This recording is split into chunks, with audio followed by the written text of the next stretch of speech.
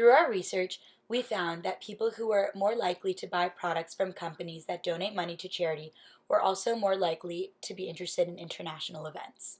And that 83.4% of people who are willing to volunteer their time for a good cause also thought that it was important to continue learning new things throughout their lives. And that 78% of people who say that they are interested in international events also reported that it is important to be well informed. Our research led us to understand that people who would be interested in Doctors of the World do not fit into a specific demographic, but rather they possess certain characteristics that make them more likely to donate and volunteer for organizations. We decided to interview people who we believe to be champions of particular organizations or causes. It's almost like an obligation of mine to continue that opportunity for people and to open global perspectives, opportunities for others, because I know how important it is for our world. Like, you have to have a drive to actually take action with things you care about. Like, it's one thing to be empathetic and to have, like, oh, like, I want to be helping those people, like, those people need help, and it's another thing to actually have, like, the work ethic and the drive to, like, go out there and do those types of things.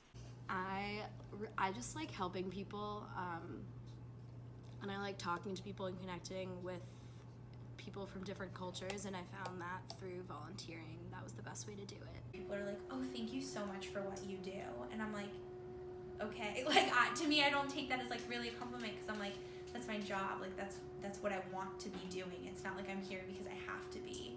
I'm here because I want to be. This led us to our main research question. Why do people advocate for a cause or an organization?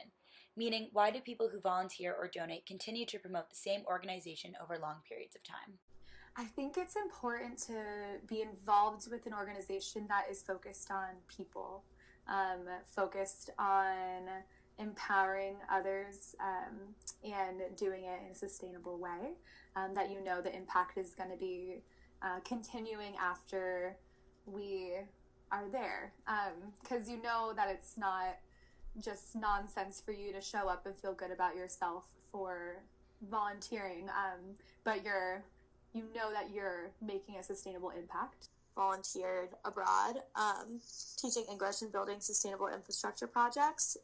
You know, this is so cheesy, but you know, like the saying, like, give a man a fish, he'll eat for a day, give a man a fish, or teach a man to fish and he'll fish for a year, or life, whatever. So that's my motto for for volunteering and stuff like that. Well, they give a lot of donations and stuff like that to, like, places in Africa, but it's what they think they need. So, like, they'll just give, like, say, like, a couple of tons of water, but then they won't teach them how to actually get water for themselves. So, like, they'll have water for this period of time, but, like, once they run out, they run out. We say we start after day 60. Like, we start with okay, now you're in this apartment, you have an electric bill, but, like, how are you getting immersed in the community? Like, do you want to learn English? Do you want, your kids to play soccer? Like, those kind of, like, things that make a house a home, like, that's what Hope Print specializes in. The, like, sinker is just the storytelling of personal experiences.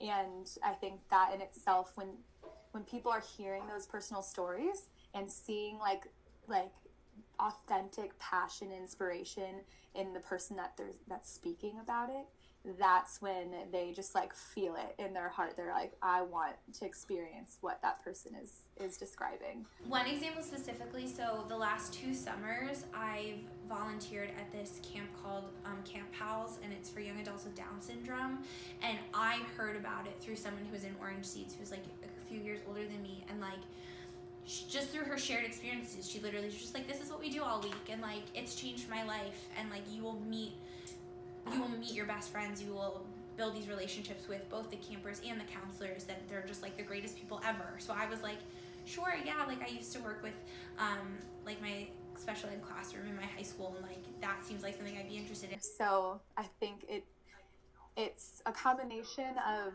like, providing an experience that's impactful, and you're, like, the participants are taking on like new the concepts that they're passionate about, with combining, like, strategy of putting them on that pipeline of how to stay involved quickly right after. And now at this point, 30% of our volunteers are signing up for a second trip, and that comes from awesome experience that they have abroad.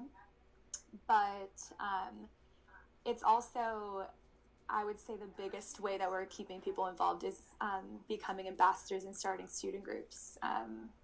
I honestly, that is the biggest game changer that's happened in the past few years for Give, to keep people involved in the mission back at home, and spreading that to different communities within the U.S., especially on college campuses where our biggest demographic comes from. And a lot of times it like becomes impersonal, so I feel like you have to make, in order to keep volunteers coming back, you have to help them find the connection to the cause.